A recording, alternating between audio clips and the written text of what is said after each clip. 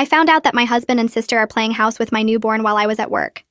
So I ruined all their plans and left them in the gutter. I went back to work 6 weeks after having my daughter, Julie, because we needed the money, and my husband, Brett, said he could handle the days while working nights at the warehouse. My sister Chloe had just lost her job and offered to help with the baby during the day so Brett could sleep before his shifts. It seemed perfect since Chloe loved Julie and was staying in our guest room until she got back on her feet.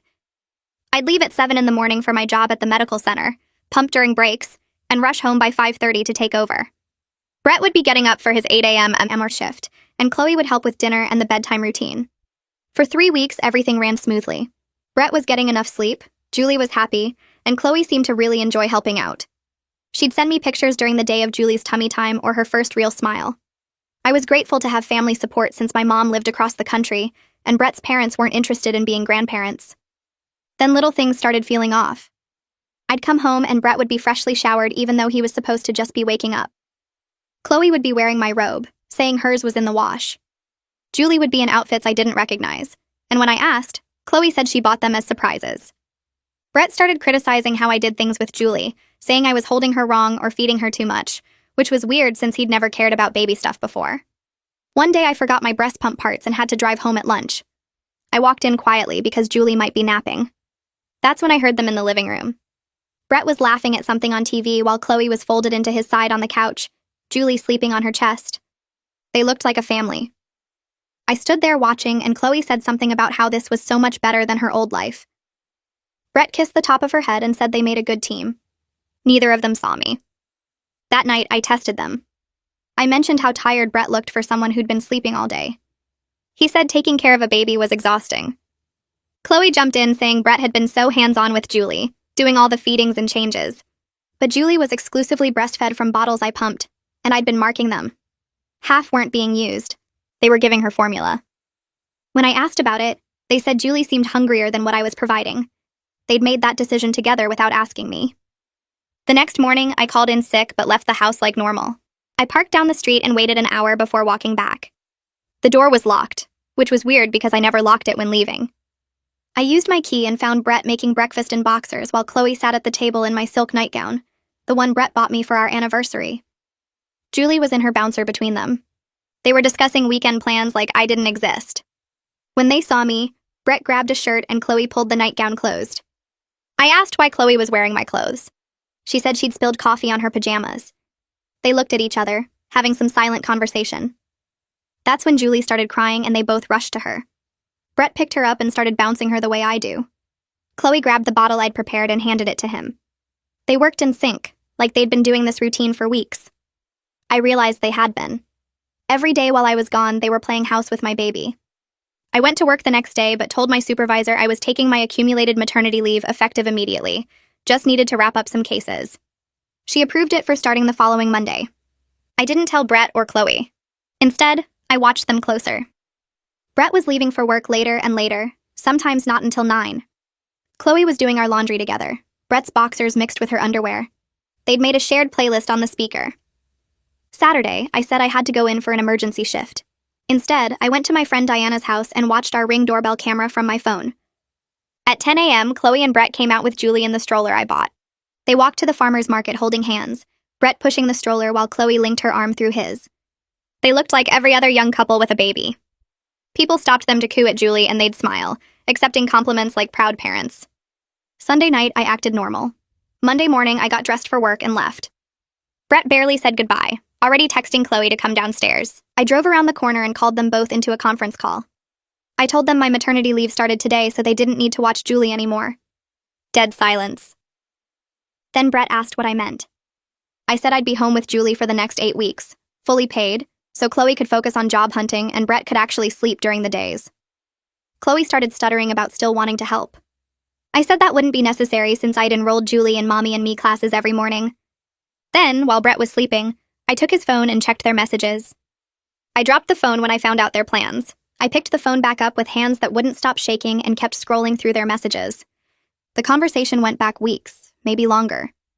Brett had sent Chloe a message the day after she moved in saying how nice it was to have her around. She'd replied with a heart emoji. Then more messages about Julie, about how natural they felt together taking care of her.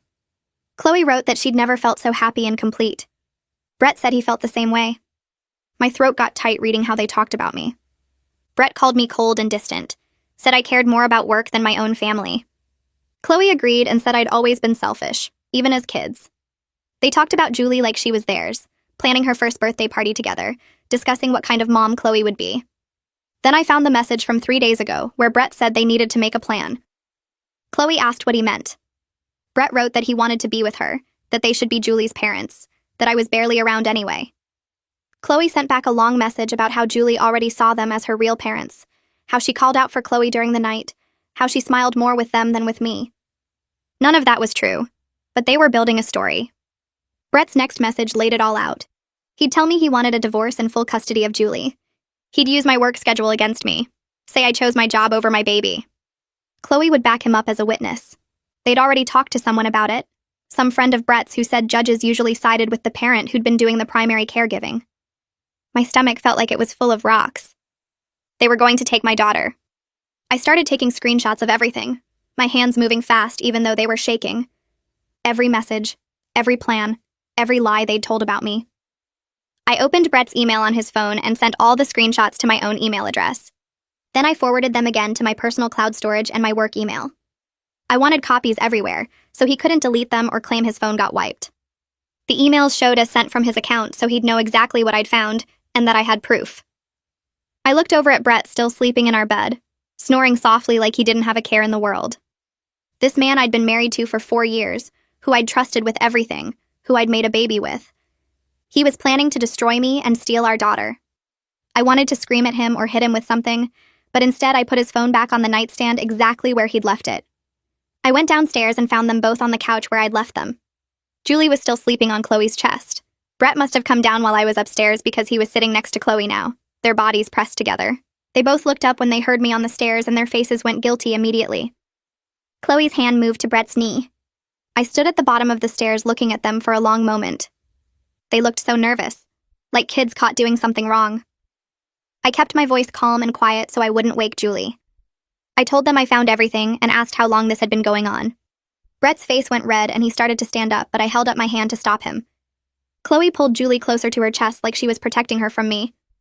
That made me so mad I could barely see straight, but I kept my voice level. Brett tried to say the messages were taken out of context, that I was misunderstanding what I'd read. His voice had that fake, reasonable tone he used when he was lying. I just stared at him and waited. Chloe started crying then, these big dramatic sobs that made Julie stir against her. She said between gasps that they'd had feelings for each other since she moved in. She said it just happened naturally because they were spending so much time together with Julie. She actually said it like that, like it was something that just happened to them instead of something they chose to do. I told Chloe she had until tomorrow morning to pack her things and get out of my house. She started to argue, saying she had nowhere to go, that she couldn't afford a place yet. I cut her off and said she should have thought about that before she decided to sleep with my husband. My voice got louder on that last part, and Julie woke up crying. Chloe tried to calm her, but I walked over and took Julie from her arms. Chloe looked like I'd slapped her. Brett stood up then and said we needed to talk about this like adults and figure out what was best for Julie. I held Julie against my shoulder and looked right at him. I told him the best thing for Julie was not having her father play house with her aunt while lying to her mother. His jaw got tight and I could see him trying to control his temper. I didn't wait for him to respond. I took Julie and went upstairs to the nursery and locked the door behind us. I could hear them talking downstairs in hushed, angry voices, but I couldn't make out the words. I sat in the rocking chair and fed Julie, trying to focus on her, and not on the fact that my entire life had just fallen apart. My hands were still shaking and tears kept running down my face, but I kept feeding her and rocking. When Julie fell asleep, I put her in the crib and pulled out my phone. I called Camilla, and when she answered, I just started talking, telling her everything about the messages and their plans and what they'd been doing. She didn't interrupt once, just listened while I talked. When I finally stopped, she said she was coming to get me and Julie right now, that we could stay with her as long as we needed. I told her I wasn't leaving my house. This was my home and I wasn't going to let them push me out of it. But I said I needed her help figuring out my next steps because I had no idea what to do. She said she'd be there in an hour and to not talk to Brett or Chloe until she arrived. She told me to stay in the nursery with the door locked. I said okay, and we hung up. I sat on the floor next to Julie's crib and just watched her sleep. She looked so peaceful, totally unaware that her whole world was about to change. I heard footsteps in the hallway, and then Brett tried the door handle. It didn't open because of the lock.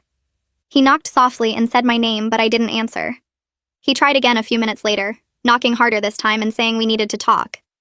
I still didn't respond. Eventually, I heard him walk away. Camilla showed up exactly an hour later, and I heard her voice downstairs.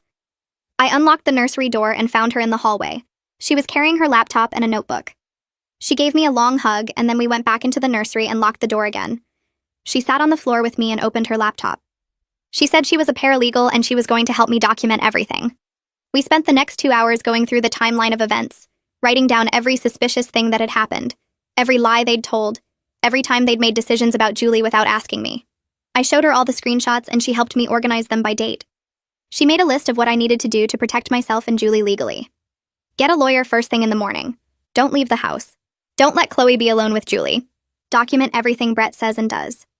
She was so calm and organized, and it made me feel like maybe I could actually handle this.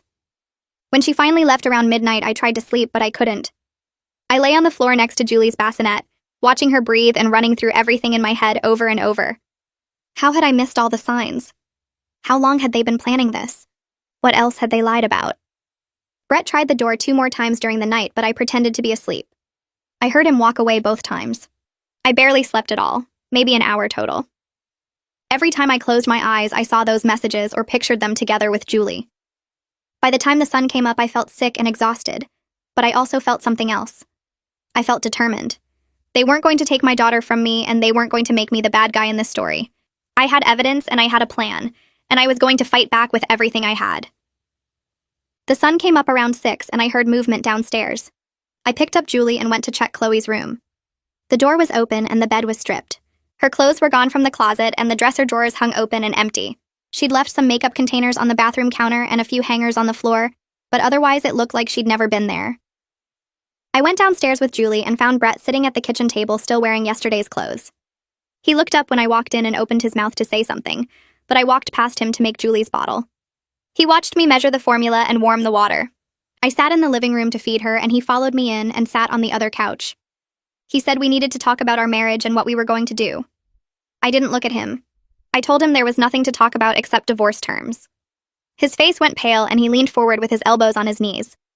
He said I was being rash and we should try counseling first, that every marriage goes through rough patches. I actually laughed out loud at that. I asked him if he went to counseling before he decided to sleep with my sister. He sat back like I'd slapped him. Then his whole face changed and he got defensive. He said I was never home anyway, that I was always at work or too tired to pay attention to him when I got back. He said Chloe made him feel appreciated and noticed, that she actually cared about how his day went. I finished feeding Julie and put her over my shoulder to burp her. I told him I was going to call my supervisor and take the rest of my maternity leave. He asked what that meant for us and I said there was no us anymore. I took Julie upstairs and changed her diaper and put her down for her morning nap. Then I went into my bedroom and called Anya. I explained that I was dealing with some personal issues and needed to extend my leave. She didn't ask questions. She just said to take the full 12 weeks and my job would be waiting when I was ready. She told me to focus on my baby and myself and not worry about work. I thanked her and hung up. Brett tried to talk to me 2 more times that day, but I ignored him completely. That night, he moved his stuff into the guest room without me asking him to. The next 2 days were silent and tense. He kept trying to start conversations about working things out, but I'd walk away or leave the room. I focused entirely on Julie and taking care of myself. I called Camilla on the second day and asked if she still had that lawyer's contact information. She texted me Fletcher Cleary's number within 5 minutes. I called his office and explained my situation to the receptionist. She said he was completely booked, but when I mentioned the affair and custody concerns, she put me on hold. Fletcher got on the line and told me to come in that afternoon at 3. I packed up all the screenshots and printed out the text messages. I made a timeline of everything that had happened and put together the photos from the Ring camera.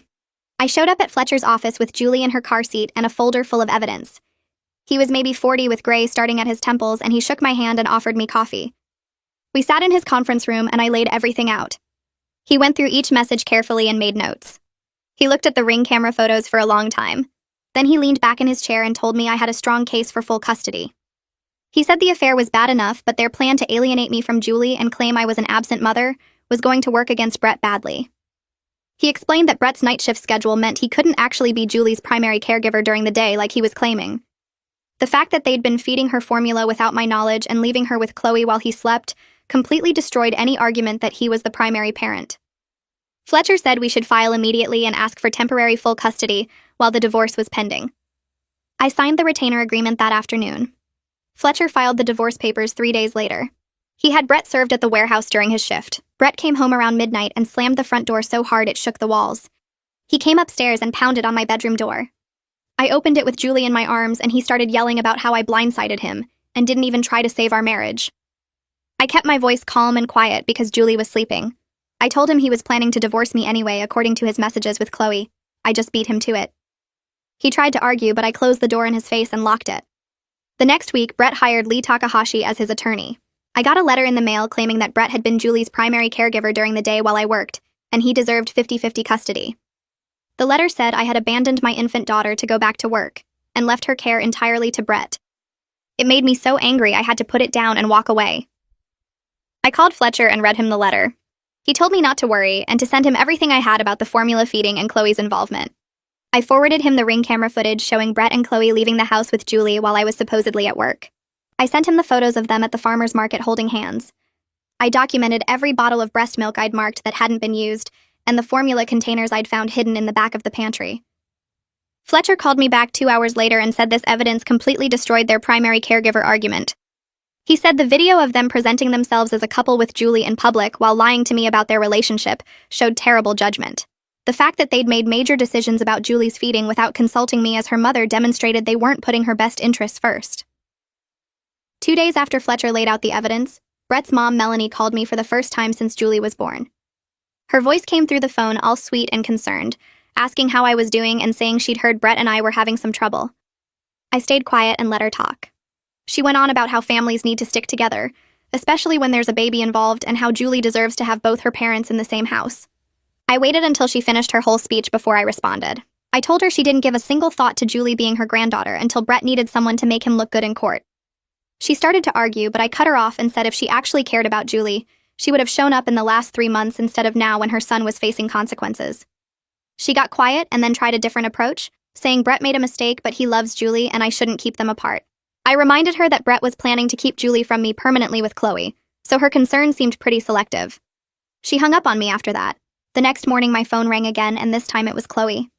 I almost didn't answer, but something made me pick up. She was crying so hard I could barely understand her at first. She kept saying she was so sorry, and she never meant to hurt me, and she didn't know how things got so messed up. I sat there listening to her sob and apologize, talking about how she realizes now what she did was terrible, and she wishes she could take it all back. She said she was staying with a friend across town and she missed Julie and she missed me. Part of me wanted to scream at her, to tell her exactly what I thought about her sleeping with my husband and trying to steal my baby. But I didn't say anything at all. I just hung up the phone and blocked her number. I didn't owe her forgiveness or closure or anything else. I called my mom that afternoon and told her everything that had happened, the affair, the messages, the custody battle, all of it. She was on a plane the next day. When I picked her up from the airport, she hugged me so tight I almost started crying for the first time since I found those messages. She was absolutely furious with both Brett and Chloe. On the drive home, she kept saying she couldn't believe her own daughter would do something like that, and how could Brett think he could get away with planning to take Julie from me? The minute we got to the house, she took over with Julie, so I could focus on getting ready for court. She did all the feedings I wasn't doing myself, handled the diaper changes, rocked Julie to sleep, and basically made sure I had time to meet with Fletcher and organize all my evidence. Having her there made everything feel slightly less impossible. A week later, I got a notice that the court was ordering us to try mediation before we could move forward with contested custody. Fletcher said this was standard procedure and I needed to go even though it probably wouldn't work. I agreed because I had to, but I already knew I wasn't going to compromise on Julie living with me full-time. Brett could have visits, but Julie's home was with me. The mediation happened in a conference room at the courthouse with a mediator named Mrs. Richardson, who looked about 60 and seemed tired before we even started. Lee sat next to Brett on one side of the table while Fletcher and I sat on the other. Mrs. Richardson explained the process and said she hoped we could reach an agreement that was best for Julie without having to go to trial. Then she asked Lee to present Brett's position. Lee started talking about how Brett had been Julie's daytime parent for the first 3 months of her life while I went back to work. He said Brett had been hands-on with all of Julie's care, feeding her, changing her, putting her down for naps, and he deserved equal parenting time because he'd proven he could handle it. I felt Fletcher shift in his seat next to me, and I knew he was ready. When Lee finished, Fletcher pulled out the folder with all my evidence. He explained that Brett was supposed to be sleeping during the day while working nights, and that my sister Chloe had actually been the one watching Julie. He showed the formula containers and the marked breast milk bottles that proved they'd been making feeding decisions without consulting me. Then he pointed out that if Brett was really Julie's primary daytime caregiver, he wouldn't have needed Chloe there at all. Lee looked annoyed but tried to argue that Chloe was just helping out as family support. Richardson held up her hand and turned to Brett directly. She asked him to explain his relationship with Chloe and exactly how involved she was in Julie's daily care. Brett's face got red and he glanced at Lee before answering. He admitted that Chloe had helped with Julie, but he tried to make it sound minor, saying she was just supporting the family and being a good aunt. Mrs. Richardson asked if Chloe lived in our home, and Brett had to say yes. She asked if Chloe was present during the day while he was supposed to be sleeping, and again he had to say yes. Fletcher saw his opening and pulled out his phone. He'd loaded the Ring camera footage onto it, and he slid it across the table to Mrs. Richardson. The video showed Brett and Chloe leaving the house with Julie in the stroller, walking to the farmer's market holding hands and stopping to talk to people who clearly thought they were a couple with a baby. Brett's face went from red to almost purple. Lee looked completely frustrated and asked Brett why he hadn't disclosed this. Brett started stammering about how it wasn't what it looked like, but Fletcher cut in with the text messages. He'd printed out the ones where Brett and Chloe discussed their relationship and their plans to be together with Julie. Richardson read through them with her mouth pressed into a thin line. She asked if Brett and Chloe were romantically involved, and Brett finally admitted they were. She asked how long this had been going on, and Brett said about a month. I spoke up for the first time and said it had been going on since at least 3 weeks after Julie was born, based on the messages. Mrs. Richardson looked at me and asked what custody arrangement I was willing to agree to. I said Brett could have daytime visits, but I wasn't comfortable with overnight visits until Julie was older and fully weaned from breastfeeding. Brett exploded. He said I was being vindictive and using Julie as a weapon to punish him.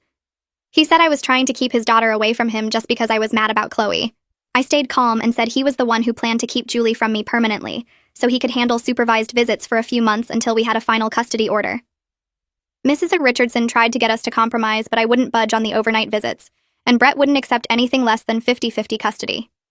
After 2 hours, she declared the mediation unsuccessful and said we'd have to let a judge decide. Fletcher filed for temporary full custody the next day. He argued that Julie was still very young and exclusively breastfed, that I was her primary parent and had been since birth, and that Brett's relationship with Chloe showed poor judgment when it came to Julie's care. The hearing for temporary custody happened a week later. The judge read through all the evidence, looked at the Ring camera footage, and reviewed the text messages. She asked Brett's attorney if he had any evidence that Brett had been Julie's primary caregiver, and Lee couldn't produce anything solid. The judge granted me temporary full custody pending the final hearing. She said Brett could have supervised daytime visits 3 times a week at my discretion, meaning I got to decide when and where they happened. Brett looked like someone had punched him in the stomach. When we left the courtroom, he followed me into the hallway and started yelling about how I was keeping his daughter from him. I turned around and looked him straight in the eye. I told him he was planning to keep Julie from me permanently according to his own messages, so he could deal with limited visits for a few months until the court made a final decision. He tried to argue, but Fletcher stepped between us and told Brett to communicate through his attorney from now on. I walked away with my mom waiting by the exit holding Julie's car seat, and for the first time since I found those messages, I felt like maybe I was going to be okay. The first visit happened 3 days later on a Wednesday afternoon. I spent the morning pumping extra milk and filling bottles, labeling each one with the date and time so I could track everything. My mom had flown back in the night before, and she sat at the kitchen table watching me organize the bottles in the fridge. Brett arrived at exactly 2 o'clock and knocked on the door even though he still had his key. My mom answered and stepped aside to let him in without saying anything. He looked terrible, like he hadn't slept in days, and he barely glanced at me before asking where Julie was. I brought her down from her nap and handed her to him along with a bottle. He took her awkwardly, holding her too stiffly, and sat on the couch while my mom positioned herself in the armchair across from him. I went upstairs to give them space, but I could hear everything through the baby monitor I'd left on. Julie fussed for the first 10 minutes, and Brett kept trying to bounce her too hard. My mom had to tell him twice to support her head better. He fed her the bottle I'd prepared and burped her when my mom reminded him, then just sat there scrolling through his phone while Julie dozed on his chest. The whole visit lasted 2 hours, and when I came back down, he handed Julie to me without making eye contact. My mom walked him to the door, and I heard her tell him his next visit was Friday at the same time. Friday's visit started the same way, but 20 minutes in, someone knocked on the door. My mom answered it, and I heard Chloe's voice asking if she could come in. My mom said no. This was Brett's time with his daughter, and Chloe needed to leave. Chloe started saying something about just wanting to help with Julie, but my mom cut her off and said if Brett wanted to see Julie, his mistress needed to stay away from this house. Brett heard everything from the living room and stood up, still holding Julie. He came to the doorway and told my mom that Chloe had every right to be there. My mom turned around and looked at him with this cold expression I'd never seen before. She told him the court order said nothing about Chloe being present during visits, and if he pushed it, she'd call Fletcher right now and have the visits moved to a supervised facility. Brett's face went red, but he didn't argue. Chloe left, and my mom closed the door, then went back to her chair like nothing had happened. Brett barely interacted with Julie for the rest of the visit, just held her and stared at the wall. I made an appointment with a therapist named Dr. Sarah Abel for the following Tuesday. I sat in her office for an hour and told her everything, the affair, the messages, the custody battle, how I couldn't even look at Brett without wanting to scream. She listened without interrupting, and when I finished, she asked me what I wanted for Julie's relationship with her father. I said I wanted Julie to have a dad who actually cared about her, not someone who only wanted custody to win against me. Dr. Abel spent the rest of the session helping me figure out how to separate my anger at Brett from what Julie needed. She said kids can sense when their parents hate each other and it affects them even when they're babies. I left feeling like maybe I could do this co-parenting thing without losing my mind, but it was going to take a lot of work. 2 days later, my friend Jessica called and said she'd run into Brett's cousin at the grocery store. The cousin had told her that Brett was telling everyone I'd abandoned Julie to focus on my career and basically forced him into Chloe's arms because I was never home. I was still processing that when my phone rang again, and it was Melanie. She started screaming before I could even say hello, calling me a selfish witch who was poisoning Julie against her father. She said I was using the baby as a weapon, and that Brett was a wonderful father who deserved equal time. I tried to get a word in, but she just kept going, saying I'd trapped Brett with a pregnancy, and now I was punishing him for being honest about his feelings. I finally told her that Brett had been planning to take Julie from me completely, according to his own text messages. Then I hung up. She called back 4 times, but I didn't answer. The next morning, Melanie showed up at my house unannounced. I was feeding Julie in the living room when I heard the doorbell. My mom answered, and I heard Melanie demanding to see her granddaughter. My mom told her to leave, but Melanie pushed past her and came into the living room. She walked right up to me and tried to take Julie out of my arms, saying she was taking her granddaughter for a walk. I pulled Julie away and told Melanie to get out of my house. She started yelling about grandparents' rights and how I couldn't keep her from Julie. My mom called 911 while I locked myself in the bathroom with Julie.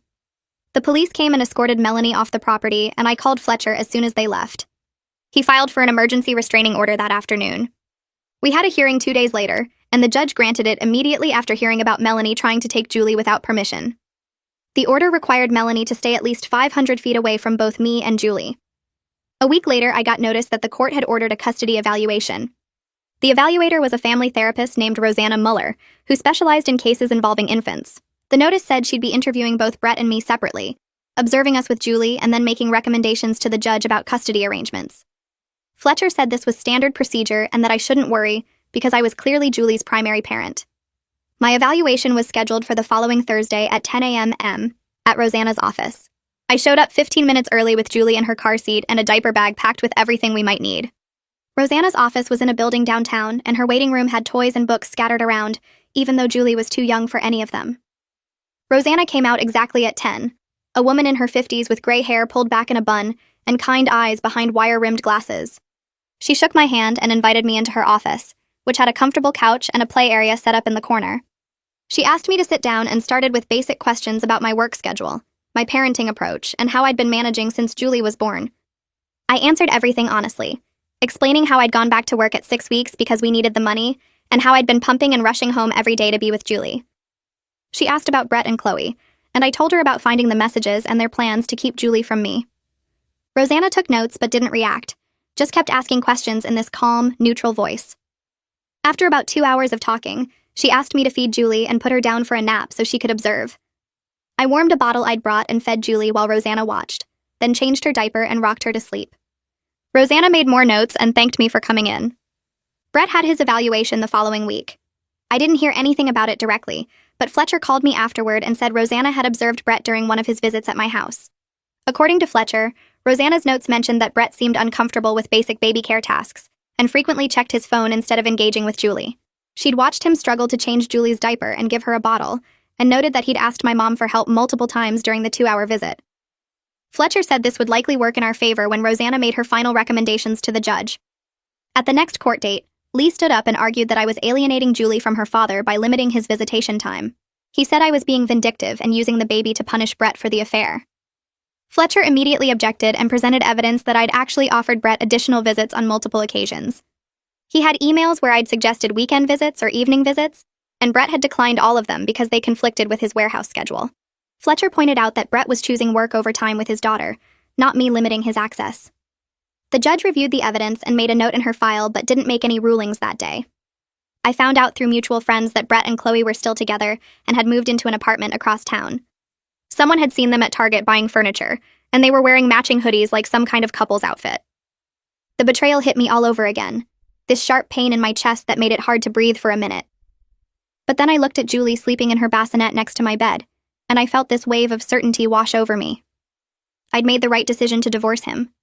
Whatever Brett and Chloe had together was built on lies and betrayal, and I didn't want any part of that in my life or Julie's life. I wanted something real and honest, even if that meant being alone for a while. A week later, Fletcher called to tell me Rosanna's custody evaluation report was ready and had been filed with the court. He emailed me a copy and I read through it 3 times, my hands shaking as I held Julie against my chest. The report was 14 pages long and covered everything from our home environments to our parenting capabilities to our work schedules. Rosanna recommended that I retain primary physical custody, with Brett having graduated visitation that would increase as Julie got older.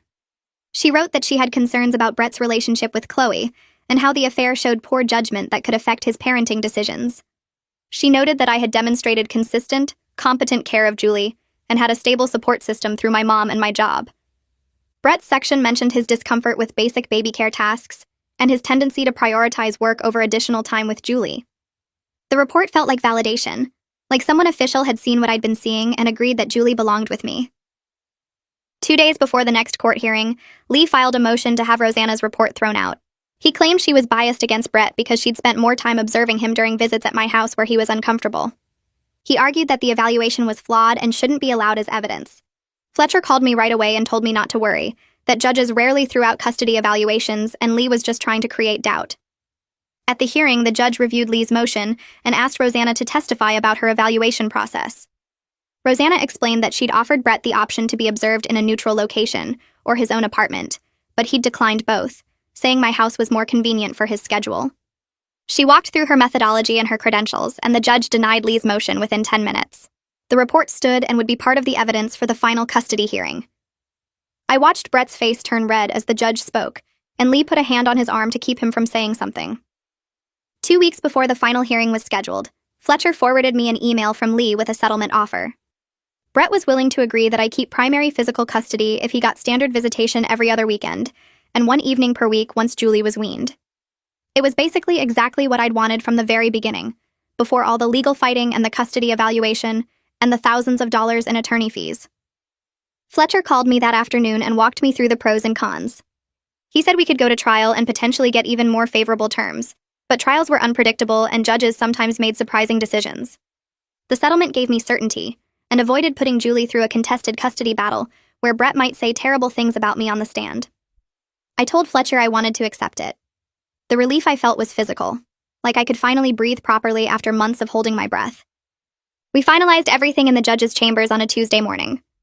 Brett sat across the table from me looking miserable, his eyes red like he hadn't slept.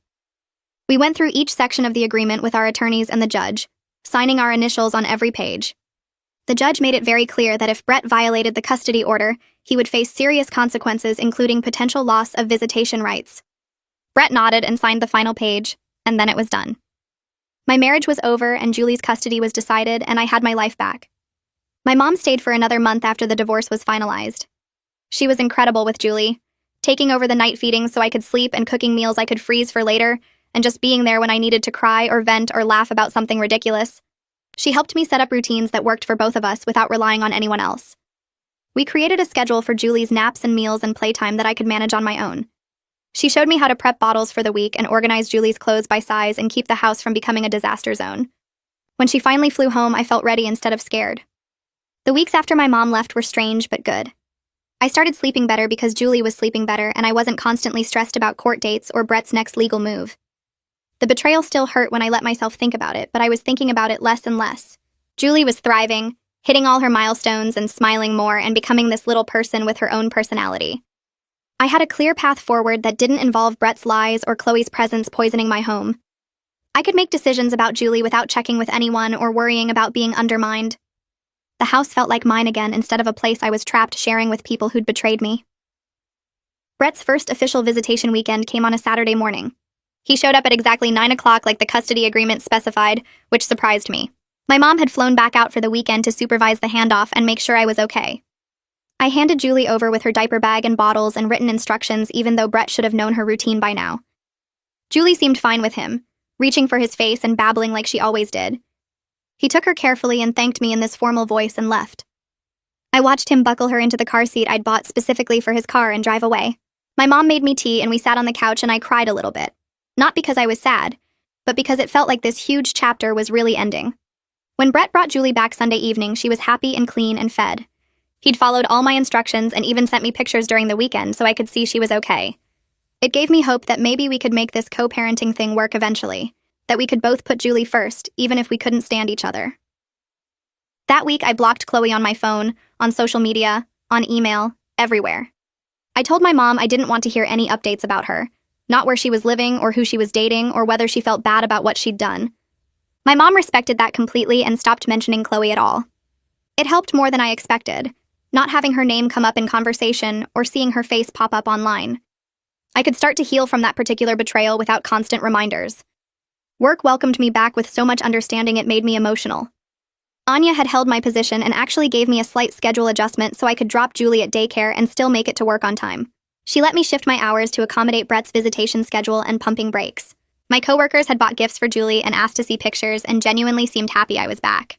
It made balancing everything feel manageable instead of impossible, knowing I had support at work and not just judgment for being a single mom. A few weeks later, Camilla told me about a single-parent support group that met at the community center twice a month on Tuesday evenings. I almost didn't go to the first meeting because leaving Julie with a babysitter felt wrong, but my mom convinced me I needed adult time with people who understood what I was going through. The group had about 12 people, mostly moms but a few dads too, and everyone's story was different, but somehow the same. One woman's husband left her when their twins were 3 months old. Another guy's wife had addiction problems and lost custody. A mom whose partner died in a car accident when her son was a baby. Hearing them talk about their struggles and how they managed made me realize I wasn't alone in this mess. When it was my turn to share, I gave the basic version about Brett and my sister, and everyone nodded like they'd heard worse. Nobody judged me for working or for the divorce or for any of it. After the meeting, 3 women came up and gave me their phone numbers, saying to call anytime I needed to talk or vent or just have another adult around. I drove home feeling lighter than I had in months, like maybe I was actually handling everything okay instead of just barely surviving. Around the same time, Julie started sleeping through the night consistently, going down at 7 and not waking until 5 or 6 in the morning. The first time it happened, I woke up at 3 in a panic thinking something was wrong, but she was just sleeping peacefully in her crib. After a week of full nights of sleep, my whole world changed. I had energy again. My brain worked properly. I could think clearly and make decisions without feeling like I was moving through mud. I started feeling genuinely happy when I woke up, instead of just grateful to have made it through another night. Julie was happier too, more alert during the day and hitting all her milestones right on schedule. Brett and I slowly figured out a system that worked for both of us. We downloaded a co-parenting app that Rosanna had recommended and started using it for everything related to Julie. He'd send me her schedule for his weekends. I'd update him on doctor appointments and new foods she was trying. We kept every message short and focused only on Julie. No personal stuff or arguing. It felt businesslike and kind of cold, but it was so much better than the angry texts and phone calls we'd had right after I filed for divorce. He started being on time for pickups and drop-offs. I started trusting that he'd take good care of her during his visits.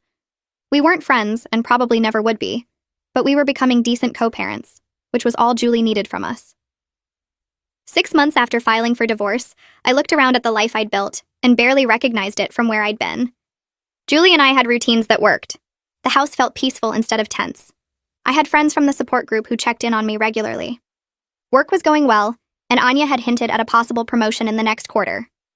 My mom and I talked almost every day, even though she'd gone back home and she was planning to visit again next month. The divorce was almost finalized, and I'd stopped caring about what Brett was doing or who he was with. I'd built something stable and good for Julie and me, surrounded by people who actually showed up when we needed them. My mom's departure had been hard but necessary. She'd stayed for 2 months total, helping me get through the worst of everything, but she had her own life and job to get back to. We cried at the airport, and she made me promise to call her every single day, which I did. She flew back once a month for long weekends, and we video chatted almost daily, sometimes just having the phone propped up while we both did dishes or folded laundry. Having her support from a distance worked better than I expected. She'd text me encouragement before big meetings at work or send Julie little gifts in the mail. She'd stay on video chat while Julie had tummy time or tried new foods. It made single parenthood feel less lonely knowing she was always just a phone call away, ready to listen or give advice or just be there. When Julie was 8 months old, Camilla convinced me to try a dating app. I wasn't looking for anything serious, just wanted to remember I was still a person outside of being Julie's mom. I went on a few coffee dates, nothing that went anywhere, but it felt good to have adult conversations about movies and books and normal life stuff, instead of just talking about diapers and sleep schedules. One guy, a teacher named Jake, I saw 3 times before we both agreed there wasn't a real connection, but we could be friends. Another guy ghosted me after I mentioned I had a baby, which was fine because I didn't want to be with someone who couldn't handle that anyway. The whole experience reminded me that I was still young and interesting, and had a life ahead of me beyond this divorce and betrayal. Then Brett texted me one evening asking if we could talk on the phone, which was weird because we only used the app. I called him back and he sounded tired and sad. He told me he and Chloe had broken up a few weeks ago. She'd been cheating on him with some guy she met at her new job. I felt this brief flash of vindication, like karma had finally caught up with her, but mostly I just felt sorry for Brett. He'd destroyed our family and lost his daughter's daily presence for someone who wasn't even faithful to him. I told him I was sorry he was going through that, and I meant it, because nobody deserves to be cheated on even if they're a cheater themselves. He thanked me for being nice about it, and we hung up. I realized later that I didn't feel angry or hurt anymore when I thought about them together. I'd moved past it completely. The best co-parenting moment we'd had happened a few weeks after that conversation.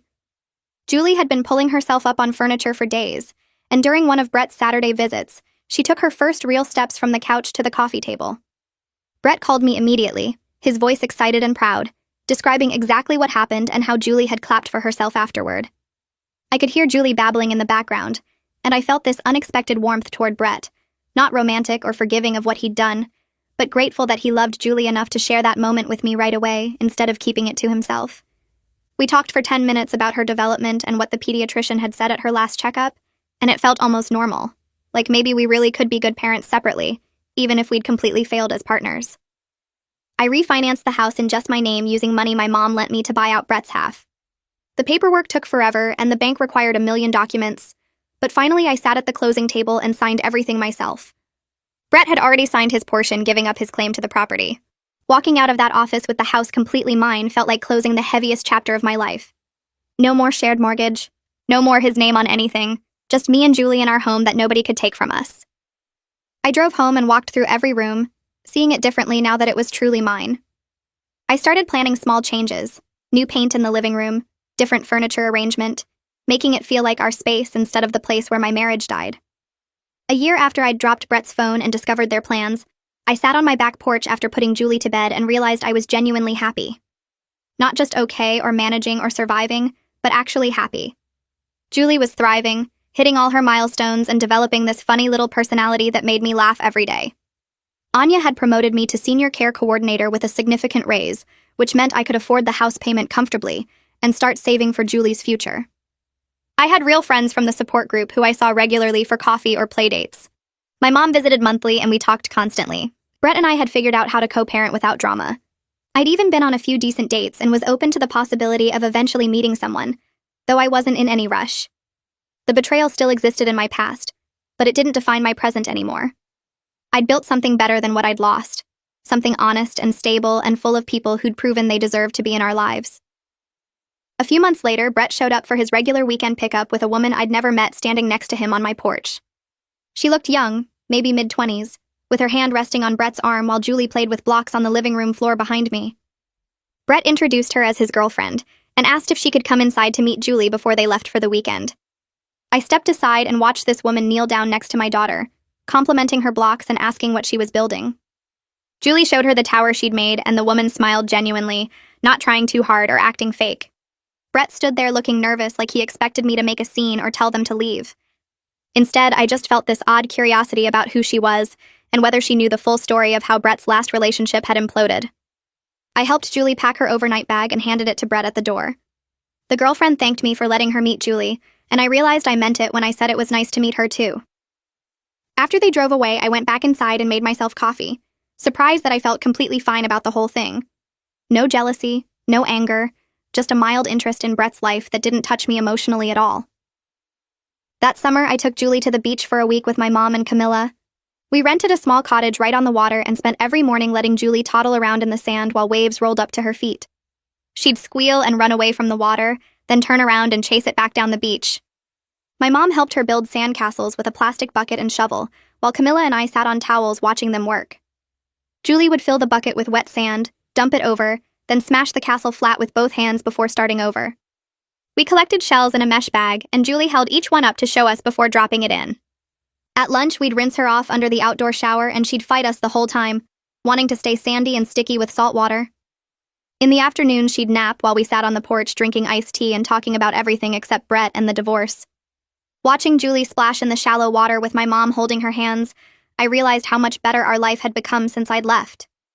We had peace. We had people who loved us honestly, and Julie was growing up surrounded by support instead of lies. Julie's second birthday party filled our backyard with people who'd shown up for us when everything fell apart. My mom flew in the week before and helped me decorate with streamers and balloons in Julie's favorite colors. Camilla brought a homemade cake shaped like a butterfly that made Julie clap her hands when she saw it. Friends from work came with their kids, and the single-parent support group sent 5 families who'd become close over the past year. Julie wore a pink dress my mom had bought her and ran around the yard showing everyone her new toys. Brett arrived exactly on time with a large wrapped present and his girlfriend, who'd asked if she could come. I told him it was fine and watched him play with Julie for 40 minutes, pushing her on the swing set and helping her open his gift, which was a wooden toy kitchen. He stayed for cake and sang happy birthday with everyone else, then left quietly without drama or tension. His girlfriend hugged me goodbye and thanked me for including them, which felt surprisingly normal. After they drove away, the party continued for another 2 hours with Julie opening presents and playing with the other kids while adults talked and laughed in small groups around the yard. Looking around at all these people who'd proven they deserved to be in our lives, I felt grateful for the family we'd built, one based on honesty and real love instead of secrets and betrayal. That night, I gave Julie a bath and washed frosting out of her hair while she played with foam letters that stuck to the tub walls. She was exhausted from the party but fought sleep like always, wanting to play just a little longer. I dried her off and dressed her in clean pajamas, then carried her to her room and laid her in the crib she'd soon outgrow. She held her stuffed rabbit and looked up at me with those big eyes that looked exactly like mine. I sat in the rocking chair next to her crib and thought about how discovering Brett and Chloe's betrayal had been the worst moment of my entire life, but also the thing that pushed me to build something so much better than what I'd lost. I was stronger now, more sure of myself and what I wanted. Julie was loved by people who'd earned their place in her life through consistent action and genuine care. I had real friends, a solid job, and a future that excited me instead of scared me. As Julie's eyes finally closed and her breathing slowed into sleep, I realized I was genuinely looking forward to whatever came next for us. And that feeling alone proved how far we'd come from that terrible day when I'd dropped Brett's phone and watched my old life shatter into pieces.